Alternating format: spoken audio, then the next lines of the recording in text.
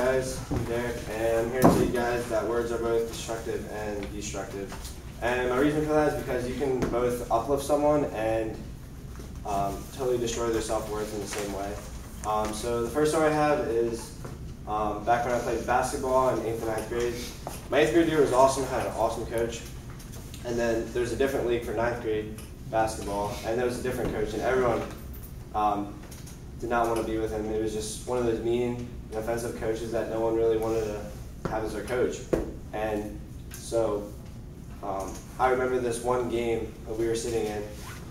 He just always played favorites, and that was just how it was. It wasn't like, oh, you really stink at basketball. It was just, no, I don't like you. And I just happened to be one of those guys, sadly. But so I remember in this one game, it was getting about halfway through the game, he started to sub players. And so I remember him walking up to me, and he said, "Derrick, I want you to go take Damien out, give him a breather." And it just kind of hit me. I was like, so I'm just being used as a breather for another player. It might not seem like it was anything to you guys, but as a freshman, trying to just put in all this effort and practice and trying to make myself feel worth the team, it just made me feel worthless in the end of it. And a funny fact is that at the end of the year, we got our stat books back, and I actually was sat 6 whole games for the whole year. And the games I did get in, I didn't really play much, but I scored 13 points throughout the whole year, and I shot 1,000%, which means I made every shot I took. So it just kind of proves how much of a jerk he really was. He just wasn't really a nice guy. So the next year, I actually didn't even end up coming out for basketball. He just ticked me off that much. I didn't feel like playing and putting in all that practice just to get nothing out of it again.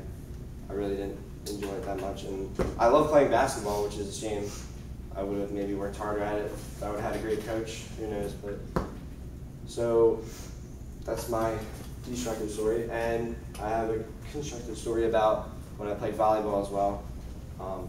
Everyone loved this coach. He was a great guy, and everyone looked up to him and respected him.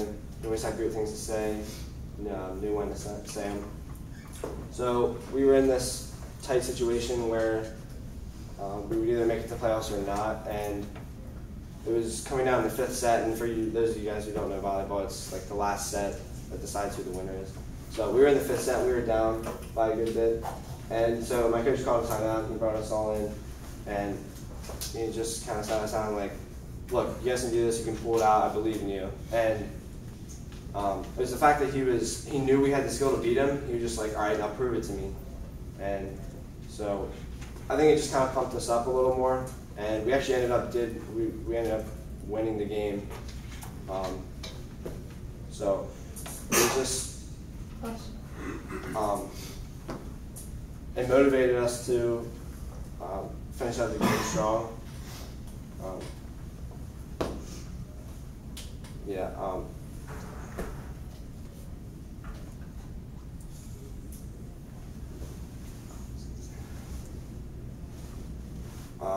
It was the fact that he was saying he believed in us. I thought it just pumped me up all the more.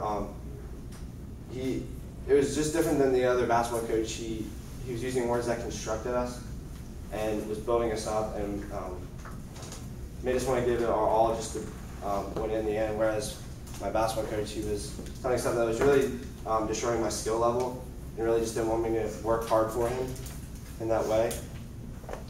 So those are my 2 stories about how sports can be constructive and destructive.